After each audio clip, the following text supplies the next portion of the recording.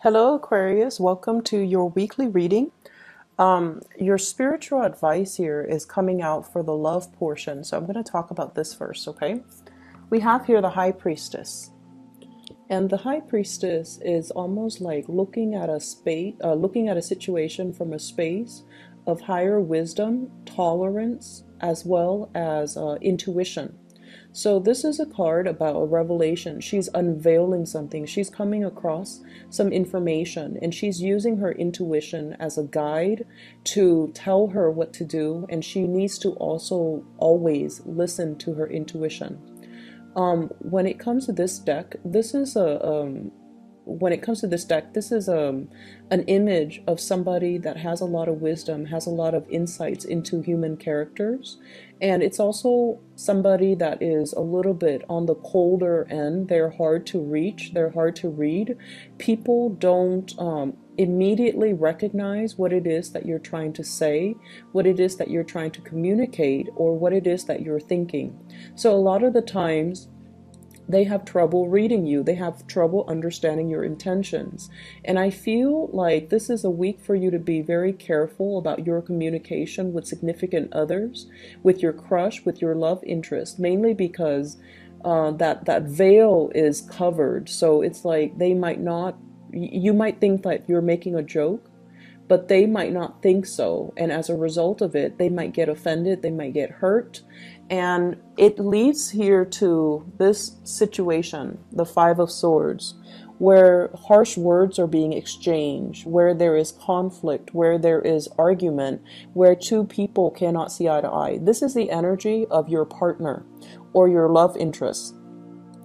I have a sword, very strong sword energy. So you might be dealing with like another air sign where the two of you are very, very similar.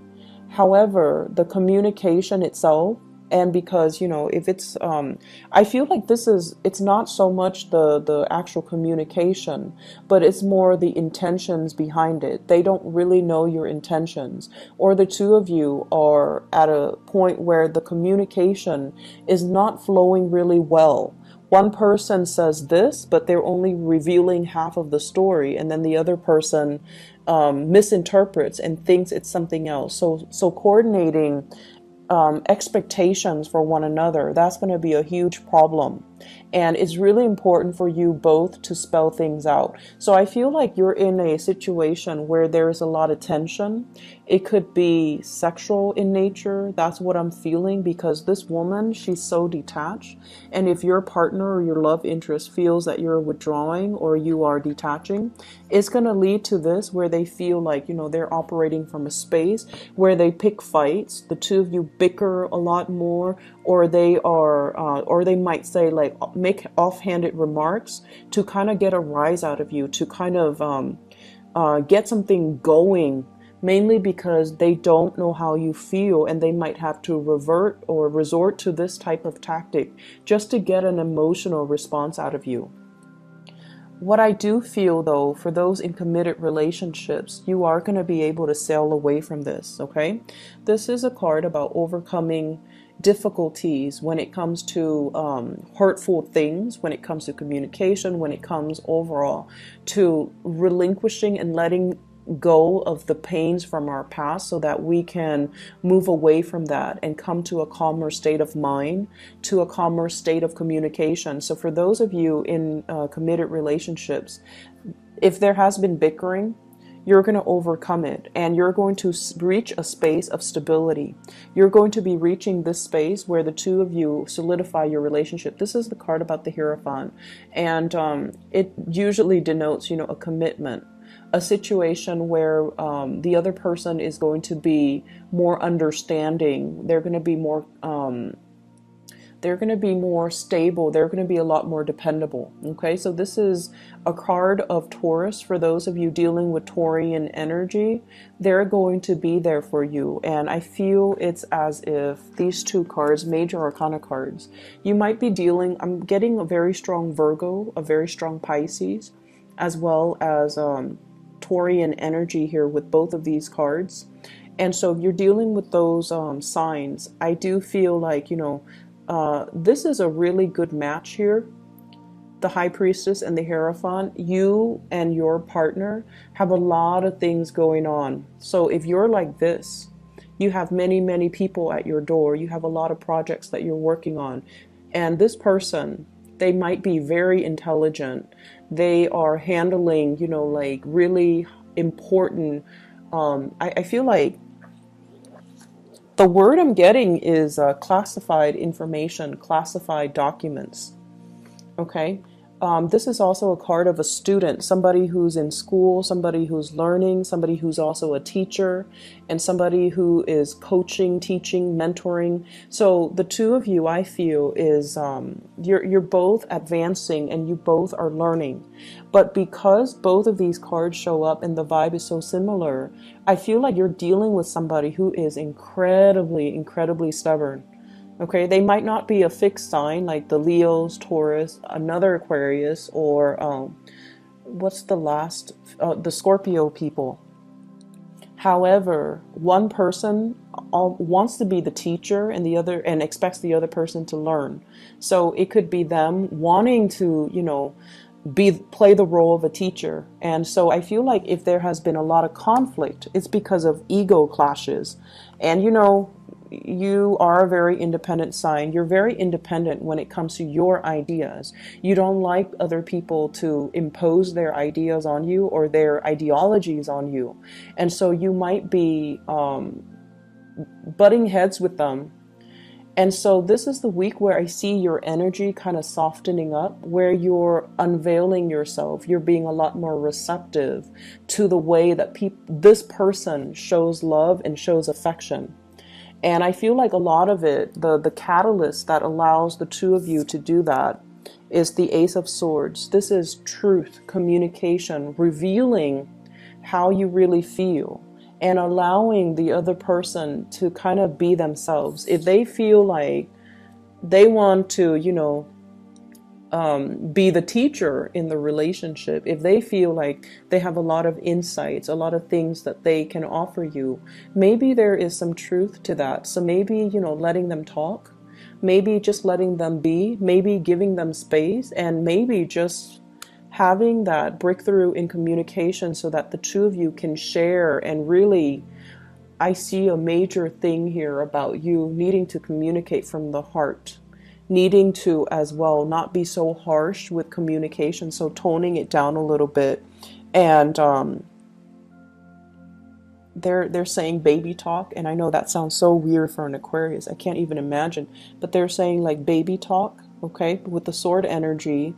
I feel as if it's saying here, you know, really pick your battles. If it's not worth it, don't fight over it, because you guys can get really bogged down when it comes to, like, you know, if there are disagreements in certain ideas, you want to get to the bottom of it. You want to resolve discrepancies. You want the other person to come to your way of doing things or believing in certain ideas. And if the other person's really stubborn, the more, you know, you push, the more they resist. And so I feel like you've finally met your match. And so the only way for this to work is if you openly, honestly communicate your needs, communicate your expectations. And I feel like the other person, they're so dependable. This Hierophant here, they're very dependable. So they're going to, you know, do whatever it takes to make you happy. Singles and dating, this is a really good card overall, where you're going to be communicating with your crush or somebody that I feel like you might initially find them kind of boring. Initially, okay? You might find them initially kind of boring, and they might rub you the wrong way at first because they're kind of abrasive. And then gradually you get to know them, and you get to see this really patient, enduring side of them that loves to read, that loves to have their alone time. They're quite independent, and they're just a pillar of strength and stability and morality as well. So whatever you thought was really annoying about them, you might, you know, find them quite endearing and quite attractive, and you might be really, really drawn to them. And I think a lot of it is happening because of really great communication between the two of you. So if there has been tension, I feel like it's de-escalating and it's leading to some major communication breakthrough. So there's going to be a lot of talks with relationship partner, crushes, etc. for this week.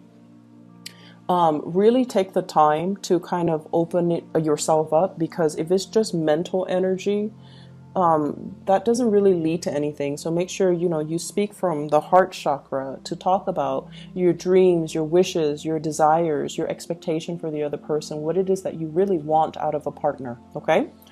The other areas of your life, first of all, I have here the Two of Pentacles. This is one of the first cards that jumped out. So the Two of Pentacles, this is like making decisions, weighing the pros and the cons of a decision. And I feel for many of you, you're doing this on the job, okay? Should I waste my time with this client? Is it going to be like a sure thing? Or should I, just cut my losses and work on another account? Should I reject this offer, or should I, take up this offer?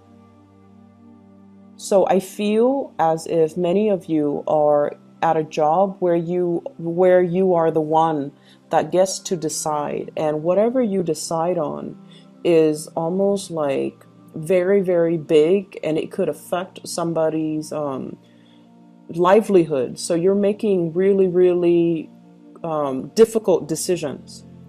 And a lot of the times, Aquarius, you see things in a very black or white type of a way. If it's wrong, it's wrong. If it's right, it's right. And that's the nature of fixed signs. They have very, very strong likes and dislikes, and they have very strong opinions. And I feel like this is the week where early on in the week, you might feel like, oh, this situation is kind of fishy. Let me go and, interrogate the other person. Let me get to the bottom of it. Let me, just give them a piece of my mind so that they don't feel like they pull the wool over my eyes. Like, I'm no fool. I want to assert myself, and I also want to, let them know that I know what they're up to. So I feel like there is some sneaky behavior here in your work environment, and I feel like you want to charge in and you want to fix the situation. And in the process of doing that, I feel like things start to ravel, and then you find yourself in this state where you're just like, I'm not really sure. I'm not really sure if what I thought initially is really the reality.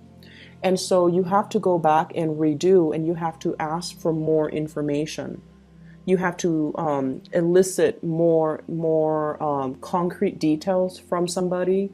You have to come in and ask for more, like, tell me exactly what happened and give me more details.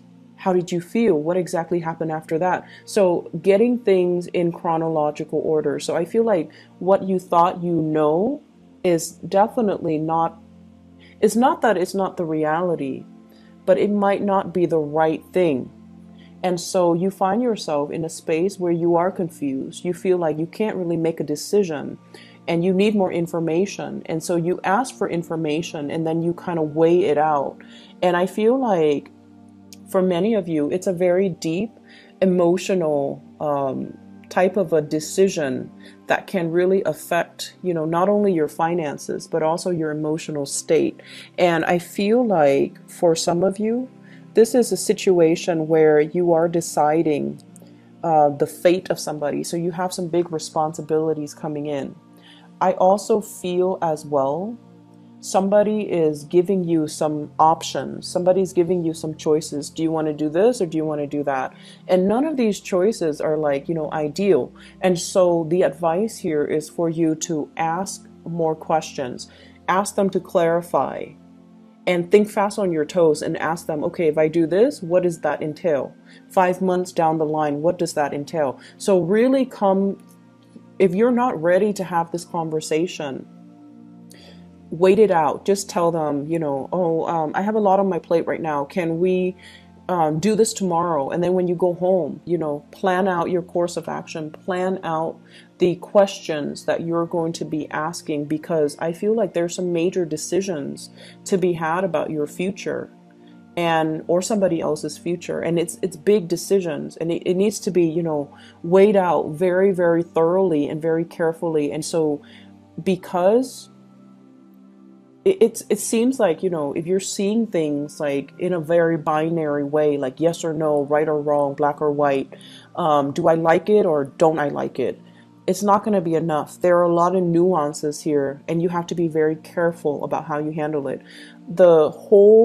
Both of these spreads are echoing the same theme, which is that you need to be very clear and succinct with your communication. There's a lot more to the story. There's a lot more behind the scenes and the inner workings and the nuances that you're not aware of. So if you were to jump the gun and rush right in, you're going to be at a loss for words because things are going to confuse you. So if you're not ready to have that conversation, if you're not ready because you feel like you don't have all the facts, put a stop to it and just tell your love interest or whoever it is, you know, that you're dealing with. I'm going to take a step away from this. Let us resume this conversation tomorrow, and then come to it tomorrow prepared with your list of questions. Okay? I hope the reading is helpful for you guys. I do wish you all the best. Okay? Take care.